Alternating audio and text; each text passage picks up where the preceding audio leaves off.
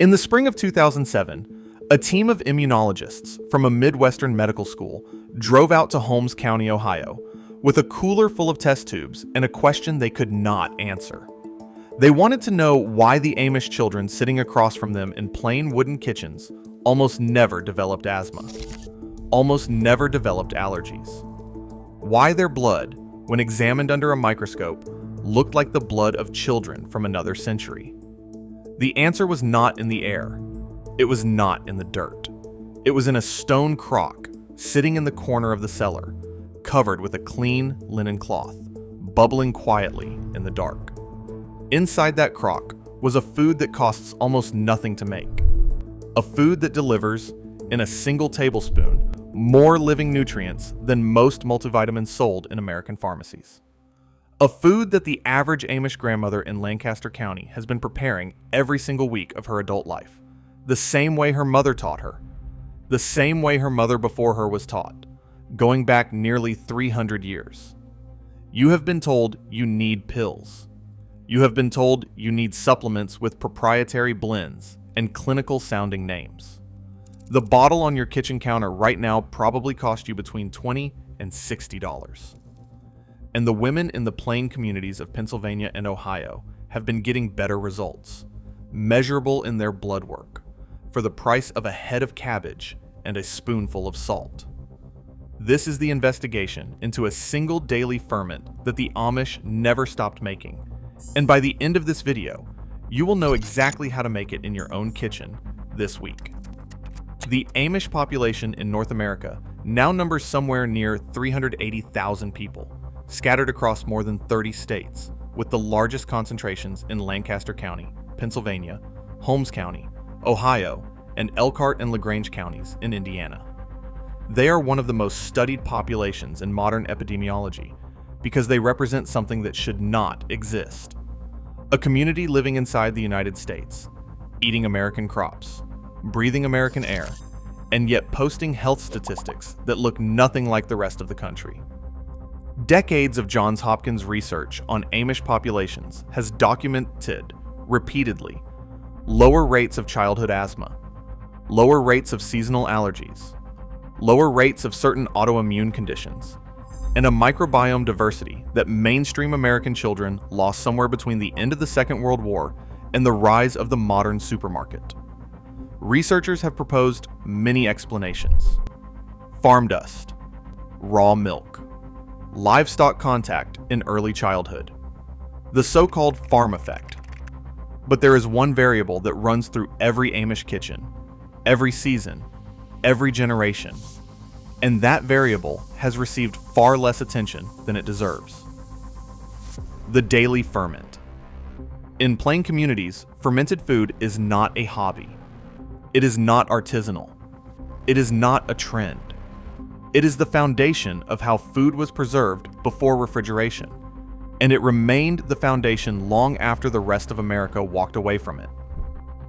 Sauerkraut in stone crocks, sour pickles in brine, fermented beets, cultured buttermilk, soured cream, a drink the Pennsylvania Dutch grandmothers have been making for generations, sometimes called kraut juice, sometimes called by an older Pennsylvania Dutch word that does not translate cleanly into English.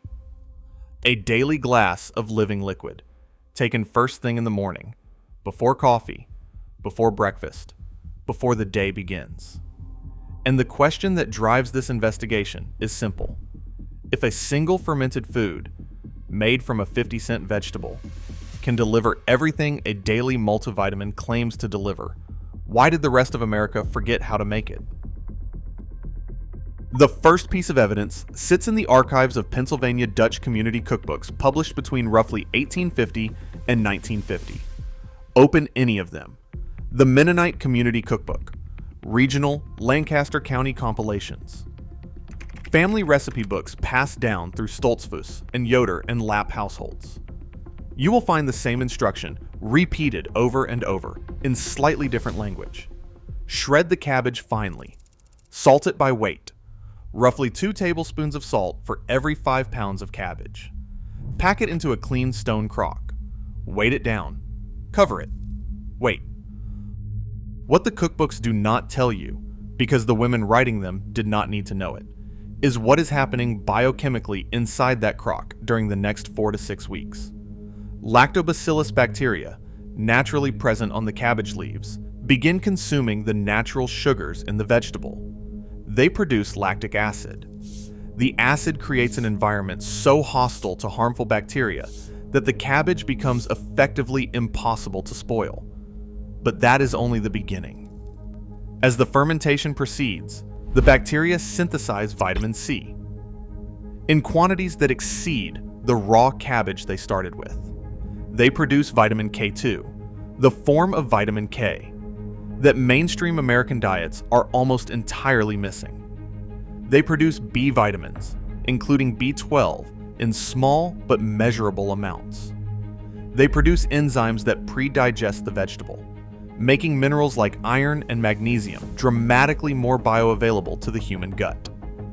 A single half-cup serving of properly fermented sauerkraut, by laboratory analysis, can contain probiotic counts in the range of 1 to 10 billion colony-forming units. The expensive probiotic capsules at your pharmacy advertise similar numbers, often lower, and charge between 30 and 70 cents per capsule. The cabbage costs less than $1. The second piece of evidence comes from a different direction. In the early 2000s ESS, researchers studying the gut microbiomes of Amish adults in Lancaster and Holmes counties found something that surprised them. The bacterial diversity inside Amish digestive tracts was significantly higher than in age-matched non-Amish Americans. Not slightly higher, substantially higher. Their guts contained strains of beneficial bacteria that have largely disappeared from the modern American gut. Strains that researchers had previously documented mainly in indigenous populations eating traditional diets in remote regions of South America and Africa. These bacteria do not appear in the human gut by accident. They arrive through food, specifically through fermented food consumed regularly, daily, across an entire lifetime, beginning in childhood.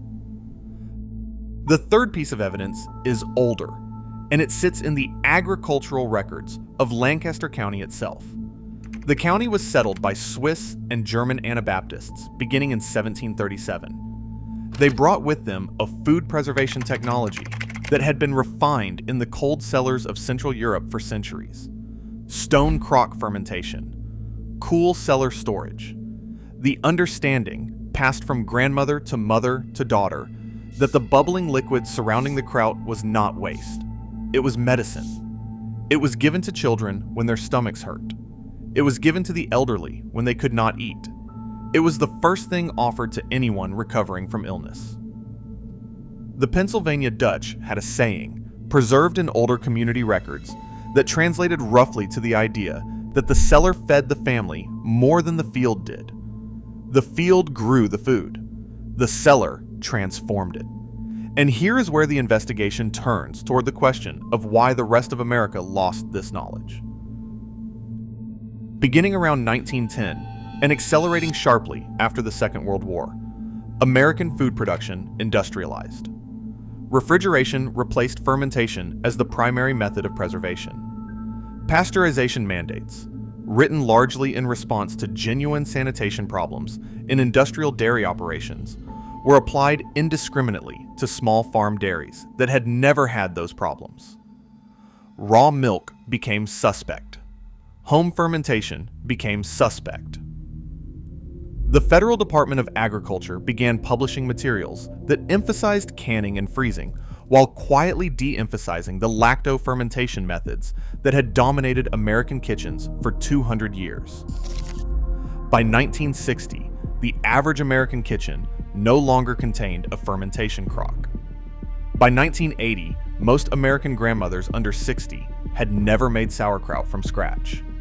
The supermarket sauerkraut available on grocery shelves had been pasteurized for shelf stability, which killed every living organism inside it, which meant the product on the shelf was nutritionally a faint shadow of what had been in the stone crock in the cellar. The Amish, who do not depend on supermarkets, who do not follow USDA recommendations, who maintain their own food systems independent of industrial pressure, simply kept making it. Every week, every season, every generation, without interruption. This is the recovery. This is what to do this week. Buy 1 medium head of green cabbage from any grocery store. It will cost between $1 to $3. Buy a box of fine sea salt or kosher salt without anti-caking agents. You will need a clean glass jar, ideally a wide-mouth quart jar, though any clean glass container with a non-metal lid will work. Remove the outer leaves of the cabbage and set one aside. Quarter the head and remove the core. Slice the cabbage as thinly as you can manage with a sharp knife. Place it in a large bowl. Sprinkle 1 tablespoon of salt over 5 pounds of cabbage, scaling proportionally for whatever you have. For a single medium head, roughly 1.5 teaspoons of salt is correct. Now massage the cabbage with clean hands for 10 minutes. This is the work. Squeeze it, press it, crush it against the sides of the bowl. Within a few minutes, the cabbage will begin releasing its own water. Within 10 minutes, you will have a bowl of cabbage swimming in its own brine. That brine is the medium of fermentation. Pack the cabbage tightly into your jar, pressing down hard so the brine rises above the level of the vegetable. Take the outer leaf you set aside and fold it on top of the packed cabbage to keep stray pieces submerged. Cover the jar loosely so gas can escape. Place it on your kitchen counter, out of direct sunlight, at normal room temperature. For the next 4 to 7 days, press the cabbage down once a day with a clean utensil. You will see bubbles. You will smell a sour, clean, vegetal aroma. After a week, taste it. When it tastes pleasantly sour, like the sauerkraut you remember from a properly old-fashioned Pennsylvania Dutch table, transfer it to the refrigerator. It will keep for many months. Eat 1 to 2 tablespoons every morning, on an empty stomach, before anything else. Drink a small spoonful of the brine. That spoonful contains, in concentrated form, the lactic acid, the enzymes, the living cultures, and the synthesized vitamins that the cabbage produced over the course of its transformation. There is one final piece of evidence, and it is the piece that makes the case airtight. In plain community households across Lancaster County, the eldest daughter is traditionally taught the fermentation rhythm by her grandmother before she is taught to read.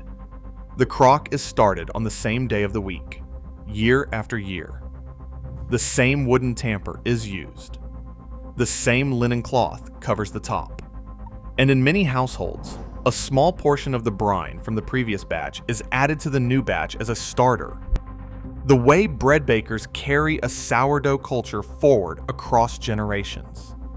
This means that the bacterial cultures inside an Amish kraut crock today are, in a real biological sense, the direct descendants of the cultures their ancestors brought from Switzerland and the Rhine Valley in the 1700s. A living chain of microorganisms carried forward in stone crocks, across an ocean, across 3 centuries, into the cellars of Pennsylvania, unbroken. That is what the supplement aisle cannot sell you. That is what no laboratory can replicate inside a capsule. A living food, descended from a living tradition, made by hands that learned from hands that learned from hands. The pill bottle promises nutrition. The crock delivers inheritance. If your grandmother fermented anything, in any kitchen, in any state, leave a comment below telling us what she made and where she learned it. Every memory recovered is a piece of the archive rebuilt. Subscribe to follow the rest of this investigation. The next case file examines a single Pennsylvania Dutch breakfast practice that may explain why Amish men in their 70s still work full days in the fields without joint pain.